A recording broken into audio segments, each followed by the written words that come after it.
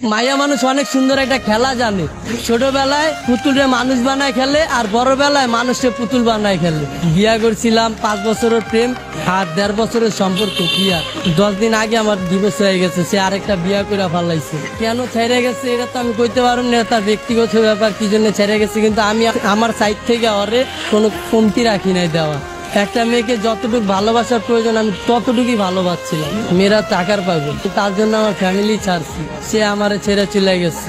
মানুষ পছন্দের একটা জিনিস কখন ছাড়ে, সে আরো দামি কিছু যদি পায় তখন ছাড়ে। সে হয়তো পাইছে আমার ছেড়ে গেছে, কিন্তু আমি এখনো পাই নাই, সেজন্য তারা ছাড়তে পারি না। তার স্মৃতি নিয়ে বাইচে আসছি। তারা কথা দিয়েছিলাম ভাই যে সে যদি ছাইরা চলে যায় তাহলে আমি আত্মহত্যা করবো, কিন্তু ভাই অনেক কষ্টে বাইচে আসছি নিজের লগে লড়াই কইরা। সে চলে যাওয়ার পর আমার বাইচা থাকার ইচ্ছাটা চলে গেছে। ভালোবাসার মানুষ হারানোটা অনেক কষ্ট, যার হারায় সেই বোঝে।